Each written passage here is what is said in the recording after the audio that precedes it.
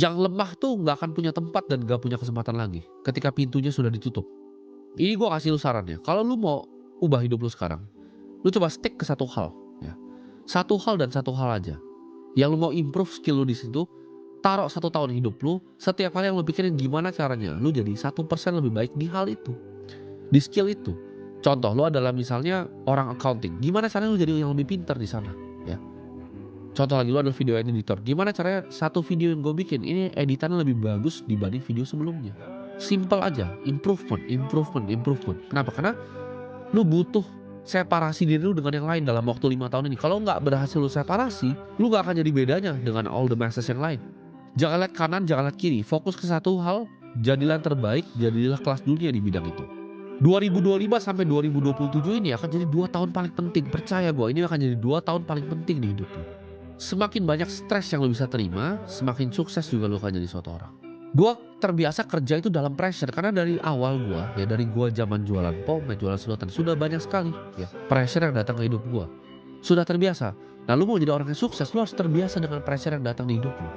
Lu nggak bisa biarin ibaratnya will lu, kemauan lu itu dipatahin sama keadaan di dunia. Mau itu orang lain, mau itu keluarga lu sendiri, mau itu diri lu sendiri. Semangat lu itu nggak boleh patah jadi seorang manusia. Gue itu nggak pernah nyerah ya, di apapun yang gue kerjain, gue nggak pernah quit. Zaman dulu gue jualan tuh sulit, ditolakin sama orang, gue nggak pernah nyerah ya. Ketika gue berinvestasi mulai sulit dunianya, gue tidak pernah nyerah. Ketika gue berinvestasi dikerjain sama bandar, dirugikan sama orang, gue tidak pernah menyerah ya.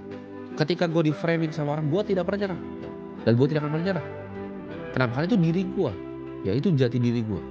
Kalau lu baru kerjain sesuatu yang sulit sedikit ya, sulit baru sedikit, lu nyerah.